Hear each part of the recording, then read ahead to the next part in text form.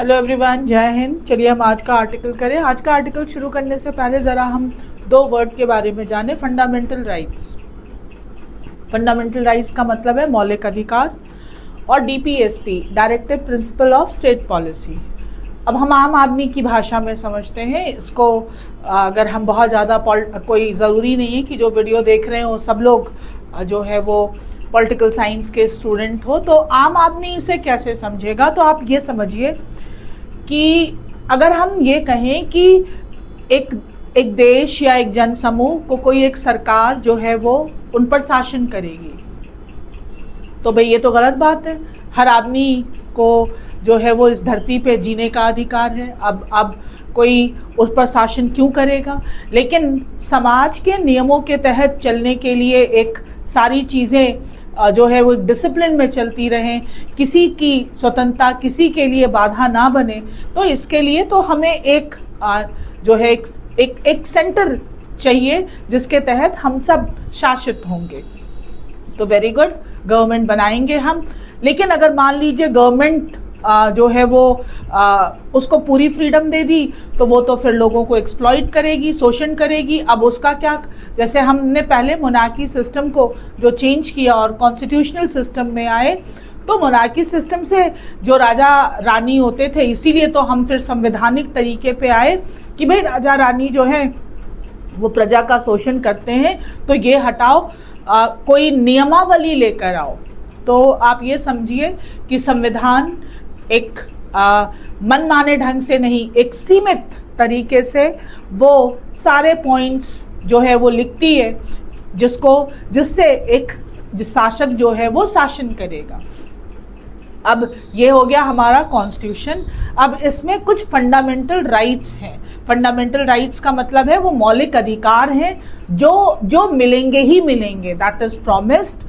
अब इसके लिए जो निर्देश जो दिया जाएगा, जो स्टेट को जो निर्देश दिया जाएगा कि ये गोल अचीव कैसे होगा, उसको हम कहते हैं DPSP, that is directive principle for state policy. समझ में आ गया आपको। फंडामेंटल राइट लक्ष्य है कि ये होना है, गोल है, और कैसे होगा, तो that is directive principle. Word से भी आप समझ सकते हैं डायरेक्टिव प्रिंसिपल। अब ये बिल्कुल बहुत ही सिंपल सा है, इसको बिल्कुल भी कंफ्यूज नहीं होना है। इसमें मनमाने शासन से हम एक सीमित यानी कॉन्स्टिट्यूशनल पर आए। कॉन्स्टिट्यूशन में फंडामेंटल राइट है यानी गोल है कि ये मिलना है। अब उसको कैसे वो मिलेगा, that is directive principle.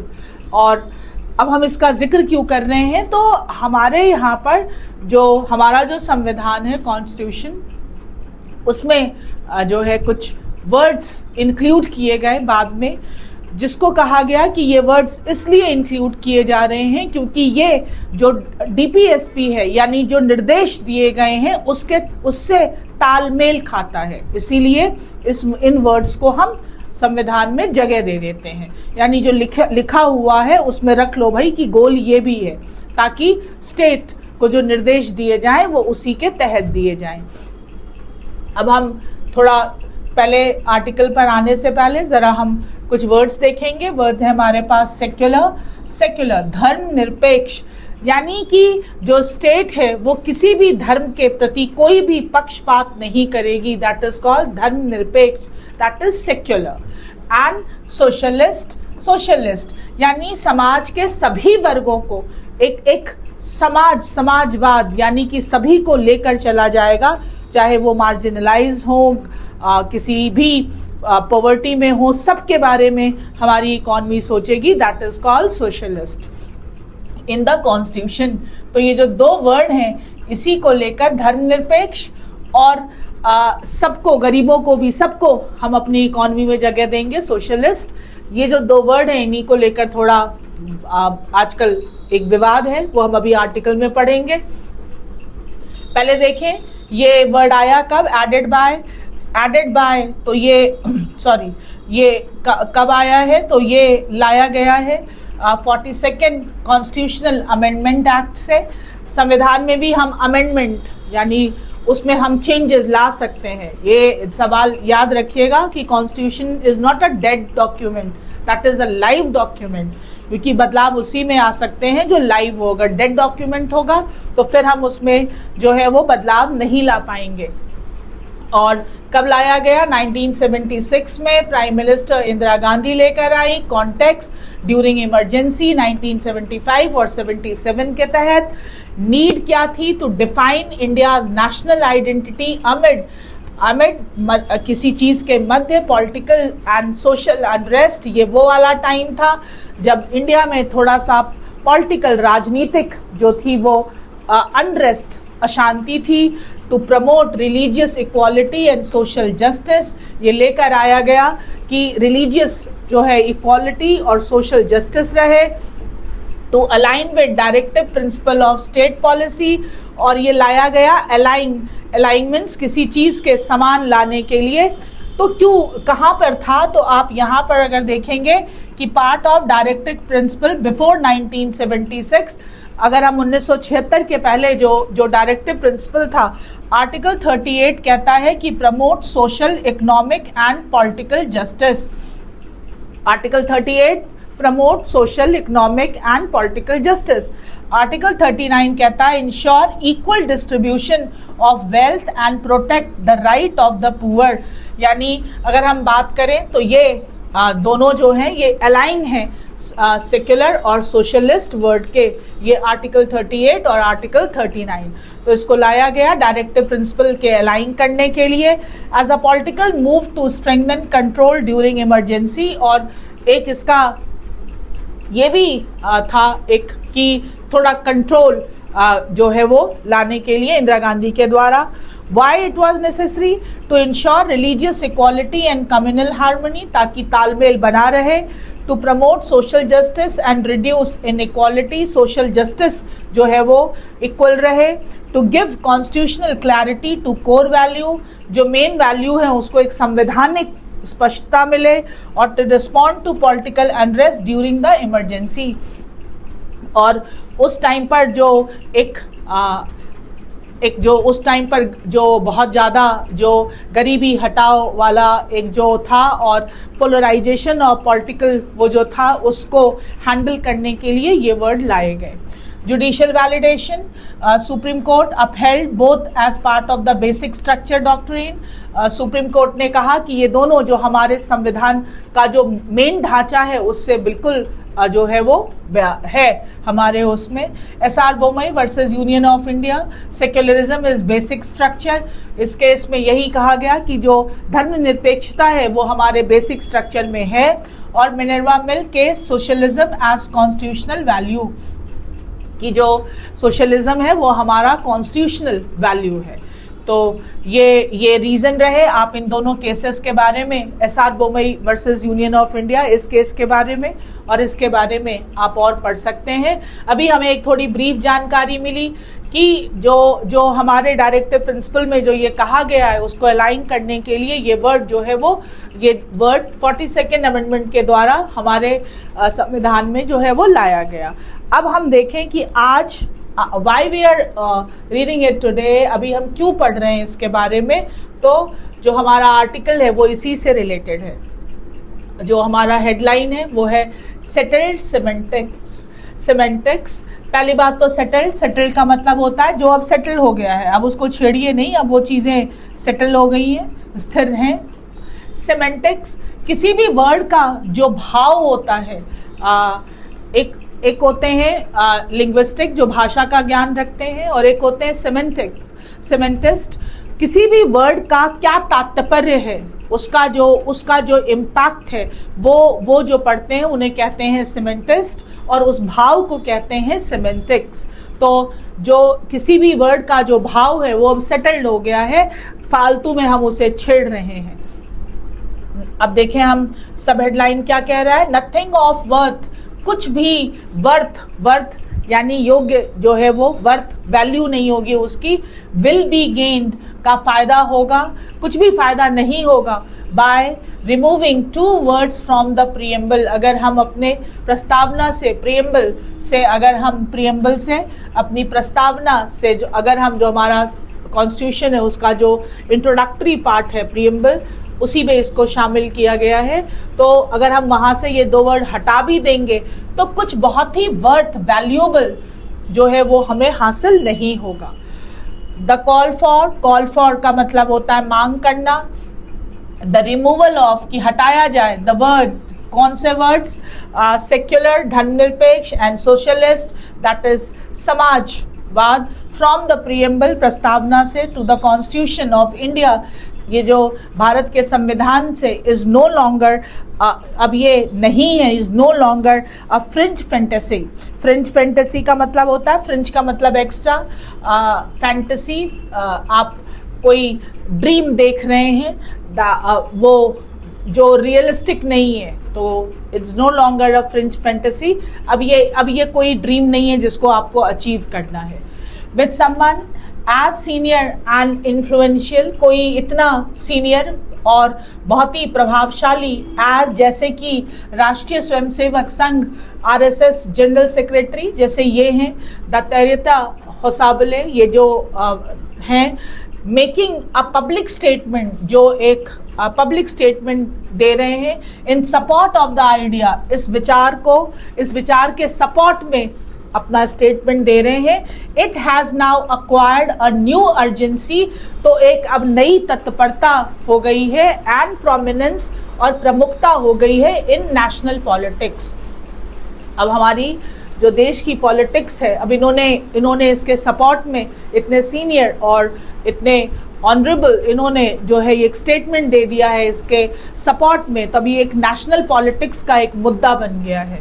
The word secular, ये जो वर्ड है secular and socialist were introduce through, इनको इंट्रोड्यूस किया गया 42nd amendment to the constitution, 42nd amendment से during the emergency under prime minister Indira Gandhi in 1976, and the Janata party government Indira Gandhi के द्वारा 1976 में इन वर्ड्स को इंक्लूड किया गया। And the Janata party government, और जो उस समय पे जनता पार्टी गवर्नमेंट थी, which included RSS affiliated leader, और जिसमें जनता पार्टी में जिसमें आरएसएस से जुड़े हुए लीडर्स भी थे, दैट रिप्लेस, जिन्होंने रिप्लेस किया इंदिरा गांधी, जो बाद में इंदिरा गांधी के बाद आए, और एंड रिवर्स, और उन्होंने बहुत सारी चीज़ों को फिर से वापस रिवर्स किया, और लॉट ऑफ द चेंजेस, बहुत सारे changes made in the constitution during the emergency, जो इमरजेंसी के दौरान इंदिरा गांधी ने किए थे। जब इंदिरा गांधी को रिप्लेस किया तो बहुत सारे जो चेंजेस इंदिरा गांधी ने किए थे उनको उन्होंने रिवर्स कर दिया। लेट दीज वर्ड स्टे, लेकिन इन शब्दों को रहने दिया। दीज कॉन्सेप्ट वर सो, ये जो सेक्युलर और socialist were so central to the constitution, ये हमारे कॉन्स्टिट्यूशन का इतना केंद्र में है ऑफ द न्यू रिपब्लिक, जो नया जो हमारा एक रिपब्लिक है, दैट इट्स ओरिजिनल ऑथर्स, कि जो ओरिजिनल ऑथर्स थे डिड नॉट थिंक, उन्होंने सोचा ही नहीं कि इट वॉज इवन नेसेसरी, कि ये कोई अनिवार्यता है to use these words in the preamble. आप कहेंगे कि अगर जो संविधान जिन्होंने लिखा, उन्होंने प्रस्तावना में उसको पहले ही क्यों नहीं लिख दिया? तो ये लाइन कह रही है कि उन्हें ऐसा लगा कि हमारा जो संविधान है वो इन दोनों वर्ड्स को पहले ही अपने कोर में ले चुका है, तो इसका जिक्र करना जरूरी नहीं है। When a conflict over India's national identity began to emerge during the 1970s, और जब 1970 की उसमें जब भारत की जो नेशनल आइडेंटिटी थी उसको जो है वो थोड़ा जो है लगा कि विवाद में आया, इंदिरा गांधी जी ने thought it would be appropriate, कि ये उचित होगा, it would be appropriate and also politically rewarding, ये उचित भी होगा और राजनीतिक रूप में थोड़ा जो है वो लाभकारी भी होगा, टू मेक दीज अमेंडमेंट, कि ये अमेंडमेंट किए जाएं। The Hindutva camp never really opposed, और जो हिंदुत्व वाला जो खेमा था उसने अपोज भी नहीं किया, विरोध भी नहीं किया दीज कॉन्सेप्ट हिस्टोरिकली, उन्होंने कभी इन दोनों शब्दों का विरोध भी नहीं किया था। Gandhian socialism was a part of the core tenets of the Janasangh, जो गांधी जी का जो सोशलिज्म वाला जो विचारधारा थी वो जनसंघ के भी जो सिद्धांत थे उसके कोर में था, उसके पार्ट में था। द अर्लियर अवतार of the Bharatiya Janata party BJP, जो भारतीय जनता पार्टी का जो जनसंघ जो उसका ओरिजिन हुआ है, उसमें भी ये पार्ट था। हिंदुत्व प्रोपोनेंट्स जो उसके समर्थक थे, अक्यूज देयर राइवल्स, वो अपने प्रतिद्वंदियों को जो है वो अक्यूज करते थे, आरोपित करते थे ऑफ फॉलोइंग की स्यूडो सेक्युलरिज्म, कि तुम झूठी मूठी के आंशिक जो है धर्मनिरपेक्ष हो। एंड बाय इम्प्लीकेशन, और इसका तर्क ये था कि क्लेम कि वो दावा करते थे टू बी जेन्युइन सेक्युलरिस्ट, कि भाई हम असली सेक्युलरिस्ट हैं, हम ही असली धर्मनिरपेक्ष हैं, तुम तो स्यूडो सेक्युलरिज्म वाले हो। ये जो वर्ड हैं सेक्युलर एंड सोशलिस्ट, ये जो दो वर्ड हैं जिसको लेकर अभी जो है वो पॉलिटिकल न्यूज़ है, वो have attained meaning specific to the Indian context. अगर हम इसको भारतीय संदर्भ में देखें, ओवर द ईयर्स, सालों में इसका जो एक कॉन्टेक्स्ट है वो बड़ा ही स्पेसिफिक है। Secularism is not a rejection of, जो धर्मनिरपेक्ष होना है वो इनकार नहीं है ऑफ इंडियन सिविलाइजेशन हेरिटेज और एनी रिलीजन, की जो भारतीय संस्कृति है उसका सिविलाइजेशन हेरिटेज उसको रिजेक्ट नहीं करता है, और एनी रिलीजन, ना किसी रिलीजन को, बल्कि बल्कि एक कमिटमेंट है to equal treatment of all faith, बल्कि ये किसी रिलीजन को नकारता नहीं है, बल्कि बराबर का ट्रीटमेंट देता है all faiths by the state, सारे ही रिलीजन के मानने वाले लोगों को स्टेट के द्वारा। Indira Gandhi had been viewed as someone pandering to Hindu sentiment, ऐसा लग रहा था। गांधी हैड बीन व्यूड, उनको देखा गया जैसे वो पैंडरिंग, इंडल्ज हो रही थी हिंदू सेंटिमेंट में, जो हिंदू सेंटिमेंट है।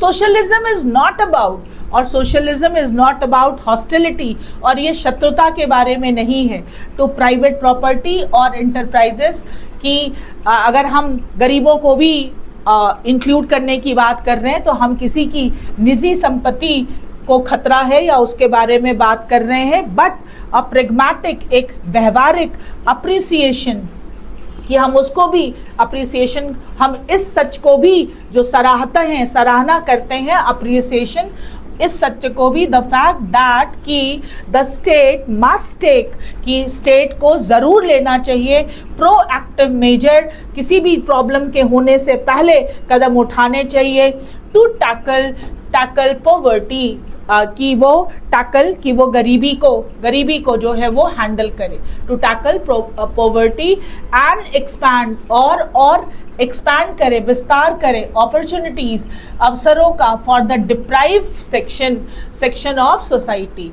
जो सोसाइटी में थोड़े वंचित लोग हैं किसी भी चीज से, उन तक भी अवसर पहुंचाए। The words secularism and socialism reflect a broad consensus, एक बहुत ही broad, जो बहुत ही विस्तृत कंसेंसस, सर्वसहमति से जो लिया गया इन Indian politics, that has held for decade, जो दशकों तक बना रहा है। देयर इज नथिंग, इसमें कुछ भी ऐसा नहीं है to be achieved by raking up. Raking up का मतलब होता है, रेक अप का मतलब होता है कि आप जबरदस्ती में पैर से खोद के नीचे की चीजों को उठा रहे हैं, भाई सेटल हो चुका है, रहने दो, क्यों अब खोद रहे हो। रेक अप का मतलब पैर से किसी चीज को उठाना। अ मीनिंगलेस डिबेट, ये एक मीनिंगलेस डिबेट है ऑन दीज वर्ड्स, इस पर कोई बहस नहीं होनी चाहिए। Perhaps the debate itself is the objective, शायद लोगों का उद्देश्य जो है वो बहस करना ही है, to push a divisive agenda, ताकि एक जो समाज को जो है बांटने वाला, फूट डालने वाला जो एजेंडा है, without providing any ideological, legal और प्रैक्टिकल रीजनिंग, एक एजेंडा ले आइए बिना प्रोवाइड किए कोई आइडियोलॉजी, कि आपकी कोई विचारधारा हो, उसका कोई जायज लीगल और प्रैक्टिकल तर्क हो आपके पास। फॉर दिस डिमांड इस डिमांड के लिए। India challenge is not about, अभी जो भारत के पास चुनौतियां हैं अबाउट दीज टू वर्ड्स, ये इन दो शब्दों को लेकर नहीं है, but it's continuing struggle to tackle. अभी जो हमारे सामने चैलेंज है वो है टू स्ट्रगल, क्या संघर्ष अभी हमारे पास, टू टैकल डिस्क्रिमिनेशन, भेदभाव, पॉवर्टी, गरीबी एंड अंडर डेवलपमेंट। ये मुद्दे हैं अभी हमारे पास, which are often influence by, जो अक्सर प्रभावित होता है by the caste and religious origin of its citizen. जो कास्ट और धर्म से जो है वो नागरिकों पर जो इसका प्रभाव पड़ता है वो उनके कास्ट और रिलीजन से पड़ता है। The Sangh Parivar and the BJP could serve the country better. Sangh Parivar और बीजेपी देश की ज्यादा बेहतर सेवा कर सकता है। बेटर बाय किस चीज से, फोकसिंग ऑन दीज चैलेंजेस, कि इन चुनौतियों पर वो फोकस करे रादर दैन बजाय की वेस्टिंग एनर्जी वेस्ट करे on divisive debates on settled semantic, जो डिवाइसिव फूट डालो वाली जो डिबेट है, बहस है ऑन सेटल्ड सिमेंटिक, जो सिमेंटिक्स अब बस चुके हैं, जो भाव अब बस चुके हैं, आप उनको बेकार में क्यों छेड़ रहे हैं। मुद्दा और भी है हमारे पास, उनको हैंडल करते हैं। वर्ड सेक्युलर और सोशलिस्ट पर क्यों हम इतनी बहस करते हैं। तो आई होप आपको now what is your notion, that is आपका क्या व्यू पॉइंट है, वो तो मैं नहीं जानती हूँ, बट आम आदमी को भी पता होना चाहिए कि सेक्युलर होना क्या है और सोशलिस्ट होना क्या है, और कैसे उसको संविधान के अलाइन करके जो है लाया, डीपीएसपी के अलाइन करके लाया गया है। तो ना सिर्फ स्टूडेंट्स के लिए बल्कि ये आम आदमी के लिए भी बहुत इम्पोर्टेंट है कि आप जानिए, क्योंकि देश की राजनीति हर व्यक्ति को जो है वो प्रभावित करती है। चलिए अब थोड़ा हम वर्ड्स देखें कि हमारे पास आज वर्ड्स कौन कौन से आए हैं। तो सबसे पहला वर्ड तो पहला ही आया था, that was semantics, that is meaning, interpretation. किसी भी वर्ड का जो भाव होता है, मीनिंग होती है, उसको हम कहते हैं semantics. Pseudo, that is not genuine, pretended, असली नहीं है। फ्रिंज फैंटेसी, एन एक्सट्रीम और अनरियलिस्टिक आइडिया, चरम वाला या अनरियलिस्टिक, उसका कोई प्रैक्टिकल विजडम नहीं है। प्रोमिनेंस, महत्वपूर्ण, रिकग्निशन, विजिबिलिटी, टेनेट्स, बिलीफ या आइडियोलॉजीज, सिद्धांत, बिलीफ। स्यूडो सेक्युलरिज्म, एल्स और हिपोक्रिटिकल सेक्युलरिज्म। ऑल्सो ये वर्ड थोड़ा मुझे लगता है शायद गलत आ गया है। इसका मतलब होता है हिपोक्रिटिकल, यानी कि असली में नहीं है। Discrimination, unfair treatment of different people, भेदभाव, कंसेंसस, कॉमन व्यू, यूनिटी और हार्मनी, सब एकजुट हो, सर्वसहमत, सर्वराजी। डिप्राइव सेक्शन, पुअर और डिसएडवांटेज ग्रुप, वंचित ग्रुप। सेक्युलरिज्म बता दिया, equal treatment of all religion state के द्वारा। और socialism, state control to ensure equality and welfare. देखिए इन दोनों वर्ड को जरूर समझ लीजिए। सेक्युलरिज्म का मतलब है कि स्टेट के द्वारा सारे रिलीजन एक हैं, और सोशलिज्म स्टेट जो है वो जो इक्वालिटी और वेलफेयर यानी सबके बारे में सोचती है, ये जो है दैट इज कॉल्ड सोशलिज्म।